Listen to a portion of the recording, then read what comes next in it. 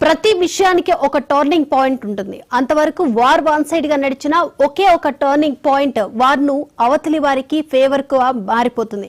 ఇప్పుడు అల్లు అర్జున్ విషయంలో కూడా అదే జరుగుతుంది. సంధ్య థియేటర్ ఇన్సిడెంట్ కు సంబంధించి అల్లు అర్జున్ అరెస్ట్ కేసులో ఎన్నో ట్విస్టులు చూస్తున్న వారికి తాజాగా మరో ట్విస్ట్ తో కొత్త యాంగిల్ వెలుగులోకి వచ్చింది. ఈ ఘటనపై పోలీసులు అల్లు అర్జున్ తప్పు ఉన్నట్లుగా చూపిస్తూ 10 నిమిషాల వీడియో ఫుటేజ్ ని విడుదల చేశారు. అంతేకాదు అల్లు అర్జున్ కు నోటీసులు ఇచ్చిన దగ్గర నుంచి అరెస్ట్ వరకు చూసిన పరిణామాలతో పాటు పోలీసులు ఇచ్చిన స్టేట్మెంట్లతో కేవలం తప్పంతా అల్లు అర్జున్దే అన్నట్లుగా కూడా చాలా మంది భావించారు. కానీ ఎన్హెచ్ఆర్సీ తెలంగాణ డీజీపీకి నోటీసులు పంపడంతో అరే అల్లు అర్జున్ సీన్ లో అసలు ఇదెలా మర్చిపోయాం అంతా అని కూడా ఆలోచించేలా థాట్ ప్రాసెస్ కూడా మారిపోయింది.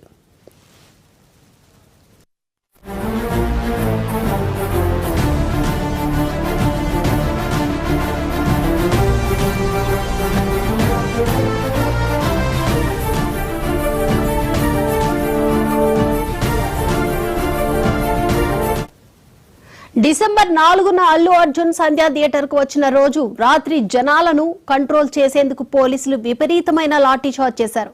ఈ ఘటన కారణంగానే అక్కడ అలజడి ఎక్కువైంది. దీనిపై లాయర్ రామారావు ఇచ్చిన కంప్లైంట్ ను పరిగణలోకి తీసుకున్న నేషనల్ హ్యూమన్ రైట్స్ కమిషన్ చాలా ఘాటుగా రియాక్ట్ అయింది. ఆ రోజు అక్కడికి వచ్చిన వారిపై ఇష్టానుసారంగా లాఠీ చార్జ్ చేసిన పోలీసులపై కఠిన చర్యలు తీసుకోవాలంటూ ఆదేశాలు జారీ చేసింది.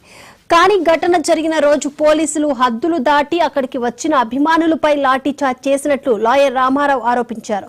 దానికి తగిన ఆధారాలతో సహా ఆయన కమిషన్ కి అందచేయగా కమిషన్ చాలా తీవ్ర స్థాయిలో పోలీసుల తీరుపై మండిపడింది.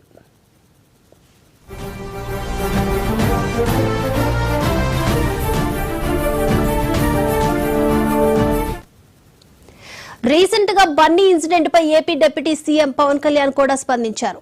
సినిమా మొత్తం ఒక టీమ్ గా పనిచేసినప్పుడు ఇలాంటి ఘటన జరిగినప్పుడు కూడా టీమ్ గా కలిసి ఉండాలని పవన్ చెప్పారు. కానీ ఇప్పుడు వారంతా అల్లు అర్జున్ పైకి నెట్టేసి ఒంటరి వాడిని చేసేశారని పాయింట్ అవుట్ చేశారు. రేవతి చనిపోయినప్పుడు వాళ్ళ ఇంటికి పుష్ప టీం వెళ్లి అండగా ఉన్నామని చెప్పి ఉంటే ఇది ఇంత దూరం వచ్చేది కాదని పవన్ కళ్యాణ్ చేసిన కామెంట్స్ ఇప్పటికీ సోషల్ మీడియాలో వైరల్ అవుతూనే ఉన్నాయి.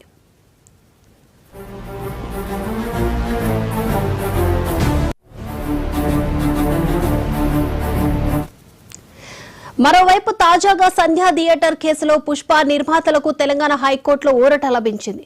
సంధ్యా థియేటర్ వద్ద జరిగిన తొక్కిసలాటపై పుష్ప సినిమా నిర్మాతలను పోలీసులు నిందితులుగా చేర్చారు. తదుపరి ఆదేశాల వరకు ఎలాంటి చర్యలు తీసుకోవద్దని పోలీసులకు హైకోర్టు మధ్యంతర ఉత్తర్వులు జారీ చేసింది.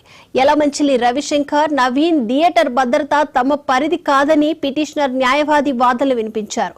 తమ బాధ్యతగా ముందే పోలీసులకు సమాచారం ఇచ్చామన్నారు. కానీ బుధవారం లాయర్ రామారావు దాఖలు చేసిన పిటిషన్ ని విచారించిన కమిషన్ సభ్యులు 4 వారాల్లో పూర్తి నివేదికను తమకు ఇవ్వాలని తెలంగాణ డీజీపీ జితేందర్ కి ఆదేశాలు జారీ చేశారు. దీనికి డీజీపీ నుంచి ఎలాంటి రియాక్షన్ రాబోతుందో చూడాలి. డీజీపీ తక్షణమే పోలీసులపై చర్యలు తీసుకుంటారా లేదా వాళ్ళ వర్షన్ ని వినిపించే ప్రయత్నం చేస్తారా అనేది కూడా చూడాలి మరి.